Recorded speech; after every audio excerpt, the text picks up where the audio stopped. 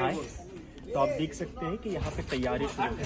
दरअसल ये तैयारी परिवास की है। यहाँ पे 10 दिन परिवास होने वाला है और इस परिवास में कम से कम 30-40 से ज़्यादा भिक्खु होने वाले हैं। तो परिवास क्या होता है? परिवास जिसमें भिक्खु अपने आप को शुद्ध करने का प्रयास करता है, अर्थात उसे जो भी कुछ विनय टूटे होंगे, जो भी कुछ गलतियाँ होंगी, इस 10 दिन के कालावधि में वो परिश्रम करता है। परिश्रम करते हुए अपने आप को शुद्ध करता है। तो ये बहुत ही सुंदर अवसर होता है किसी भी उपासक के लिए पुण्य कमाने का, क्योंकि भिक्खु अपने आप को परिशुद्ध करने का प्रयास कर रहा है, जिसमें वो जंगलों में रहता है। स्पेशली परिवास जंगलों में होता है, जंगलों के बाहर नहीं हो सकता है। तो ये भी हमारी फॉरेस्ट मॉनेस्ट्री है। देख सकते हैं यहाँ पे घास बिछाया है ताकि भिक्षु यहाँ पे बैठे हैं। आप देखते हैं कि बहुत लंबे लंबे रात के बहुत लंबे लंबे समय तक बिठाया जाता है भिक्षुओं को, बहुत तपाया जाता है, बहुत परिश्रम उनसे लिया जाता है। तो इतनी सुंदर कालावधि में उपासक लोग भी पिछड़े थे। उपासक लोग भी जगह जगह से आते हैं, जहाँ जहाँ जिन जिन उपासकों को पता चलता है कि इस बिहार में परिवास हो रहा है, तो उपासक आते और दान करने का, परिश्रम करने का, सेवा करने का अवसर बिल्कुल भी नहीं छोड़ते। सुबह जब 40 भिक्षु होते तो उनके लिए सुबह सुबह नाश्ता लाते हैं। दोपहर को फिर भोजन के लिए सब लोग अपने अपने घर से भोजन लाते हैं। जो जल दे सकता है वो जल के बॉटल्स लाता है, कोई लोग जूस के बॉटल्स लाता है। उससे बहुत पुण्य कमाता है। क्यों इतना पुण्य कमाते उपासक लोग? क्योंकि यह भिक्षु की परिशुद्ध होने की कालावधि होती है, जिसमें वो बहुत परिश्रम करता है, तपता है सुबह से लेकर रात तक। थोड़ा भी समय आराम नहीं कर पाता भिक्षु इस कालावधि में, 10 दिन की कालावधि में।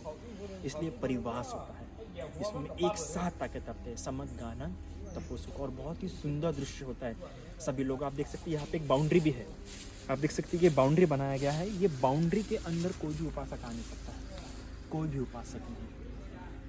तो इतने 40 भिक्षु होते हैं और उनका ध्यान रखने के लिए भी, जैसे हम आचार्य कम्म जो कहते हैं, जो आचार्य कम्म होता है, आचार्य कम्म के लिए भी कम से कम 15 से 20 भिक्षु होते हैं जो आचार्य कम्मा करते। देखते उधर स्टेज बन रहा है, आप देख सकते हैं। उस स्टेज पे जो आचार्य कम्मा, जो टीचरशिप निभाने वाले होते हैं, वो उधर बैठते हैं, और बाकी जो परिवास अर्थात जो परिश्रम का दंड भोग रहे होते वो यहाँ पे बैठते हैं। इस प्रकार से परिवास है। आशा करते हैं आपको समझाऊंगा। और परिवास का बहुत इंपॉर्टेंट, जो लोग कहते हैं ना कि भिक्षु दुश्शील हो गया है, दुश्शील हो गया है, दुश्शीलता क्या जीवन भर नहीं रहती। ऐसा नहीं कि दुश्शीलता को साफ नहीं किया जा सकता। जिस पर कपड़ा गंदा हुआ है उसे धोया जा सकता है। उसी प्रकार परिवार से ऐसी कालावधि होती है जिसमें भिक्षु अपने आप को परिशुद्ध करता है, अपने आप को धोता है और साफ रहता है। इसलिए हम कभी ऐसा बोल सकते हैं कि कोई भिक्षु हमेशा ही परिशुद्ध होता है। परिवार से कालावधि जिसको करने के बाद भिक्षु परिशुद्ध हो जाता है। तो आशा करते हैं आपको समझाऊंगा। इतना काफ़ी है। और सबसे महत्वपूर्ण बात यह है कि जब 10 दिन का परिवार समाप्त हो जाता है तो परिशुद्ध भिक्षु संघ आता है, और परिशुद्ध भिक्षु संघ के आगे में जो कोई भिक्षु परिवास कर रहा होता है, वो दंड भोग रहा होता है, वो भिक्षु परिशुद्ध भिक्षु संघ के सामने अपनी गलती स्वीकार करता है और उस दुश्शील कर्म से या शुद्ध कर्म से अपने आप को मुक्त करते हुए शुद्ध हो जाता है। तो इधर इस साइड होता है जो परिशुद्ध भिक्षु होता है भिक्षु संघ। इधर साइड जो परिशुद्ध भिक्षु संघ होता है, दरअसल वो भी इसमें आचार्य टीचर कर्म करने के पहले वो खुद भी परिवास कर चुका होता है। तो इधर जो बैठा होता है वो परिशुद्ध भिक्षु संघ होता है, और इधर भी जो होता है वो भी भिक्षु संघ होता है। पर हर किसी को होता है कि कुछ ना कुछ गलती हुई होंगी, तो अपना वो परिशुद्ध करने का फिर से एक अच्छा प्रयास करना है। ये सबसे महत्वपूर्ण बात होती है। तो जब तक बुद्ध शासन है तब तक भिक्षु संघ और भिक्षुणी संघ की परिशुद्धता ऐसे कर्मों से, परिवास कर्मों से शुद्ध होते रहता है समय समय पर भिक्षु संघ। साथियों, ये जो दृश्य देख रहे हो, जैसे दिन भर भिक्षु तपने के बाद, ध्यान साधना करने के बाद जब अपने अपने कुटिया में प्रवेश करते हैं, तो ऐसे जंगल में हर एक भिक्षु की कुटी होती है। तो हर एक भिक्षु अपनी कुटी में प्रवेश करने निकलता है, दिन भर ध्यान साधना करता है, तपता है, शील समाधि प्रज्ञा का अभ्यास करता है। जैसे उनकी विश्रांति होती है तो भिक्षु अपने कुटियों में निकल पड़ता है। इति भीषो भगवा अरहं सम्मा संबुद्धो चरण संपन्नो सुगतो लोकविदो अनुत्तरो पुरीसधम्मसारथी।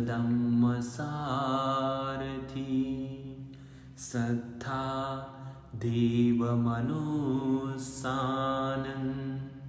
बुद्धो भगवाति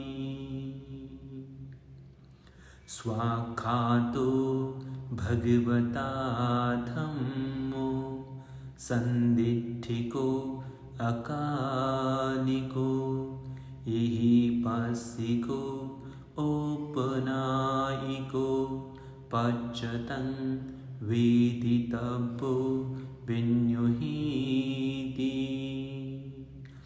सुपटिपन्नो भगवतो सावक संघो उजुपटिपन्नो भगवतो सावक संघो न्यायपटिपन्नो भगवतो सावक संघो सामीजिपटिपन्नो भगवतो सावक संघो यं इदं चत्तारि पुरिसयुगानि अट्ठपुरिसपुग्गला एष भगवतो सावक संघो आहुनेयो पाहुनेयो दक्षिणेयो अंजलिकरणीयो अनुत्तर पुण्यं खेतं लोकस्साति